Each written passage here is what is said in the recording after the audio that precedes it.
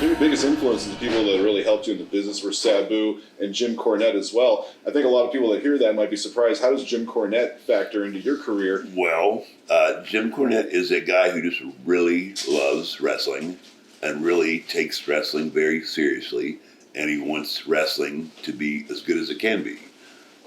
He would watch when I was at Ring of Honor. He would sit at a table and watch he'd watch the whole show, and he wouldn't approach you later, or at least he didn't approach me. But if you went to him and say, "What did you think?"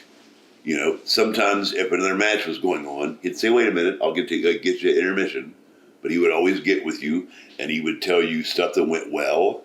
He would tell you stuff that went wrong, and he would give you 2 or 3 alternate things you could have did, even going so far as to physically demonstrate wrestling moves. he would you could have done this next time, do that, and he was never, he never. It didn't feel like he was talking down to you. It felt like he gave a shit and he was trying to make you better. There's never a conversation that I had with that guy that I did not feel like I learned something from. And it was weird considering the first time I met him, I knocked his front tooth out. So the relationship was off to a funny start, but that's just what makes it so awesome. It was like, he was always so nice, and he'd always had great, like he wouldn't go bother you, but if you went to him, he'd have a bunch of feedback for you. But I did a thing with him in I think it was Cleveland, and the gimmick was I was supposed to. He was going to be in the ring. I was going to go down to the guardrail. He was going to say something. I was going to try to jump the guardrail, and the Ring of Honor students would drag me out of the building. Easy payday, or it was. But sure, I'll do that. That sounds easy. And I knew some of the wrestlers in Ring of Honor. I knew some of those guys from other places, and they were telling me about, hey, these students, they're not smartened up yet. So just kick them and punch them, and And I was like, well, I didn't say it, but that's kind of fucked up. I'm gonna punch and kick these guys because they don't know what the hell's going on. I can move my body around, and I can lean into them, and I can push them, and I'm not gonna expose anything. What I'm saying? I don't want to like punching somebody and kicking somebody is like that's kind of a far bridge to cross. I can just push into you without letting you know what the hell's going on. You know what I'm saying? So that's in my mind. My friends are telling me to punch these guys, and I'm not going to do it. I'm not going to do it. And so the deal goes down as planned. I go over the guardrail. Here come the guys. Bam. Now Jim Cornette's in the ring. Jim Cornette's in the ring bitching. I'm on the floor with all these guys snatching me up.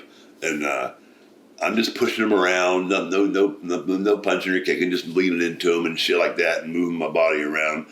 And as I'm all snatched up, like there's probably 10 guys got a hold of me. I'm all snatched up, and somebody is behind me, just wham, wham, wham, wham, wham, just rabbit punching me in the back of the neck as hard as he fucking can. And I'm so tied up, and I thought, what? God damn it! They told me to fucking beat these guys up, and I didn't. And now some asshole is wearing out the back of my head, and I wasn't trying to hit this person, but I was trying to spin around. I wanted to make eye contact with this son of a bitch who's hitting me in the fucking head. I spin around and I see Jim Cornette go flying, holding his teeth, and blood's flying everywhere.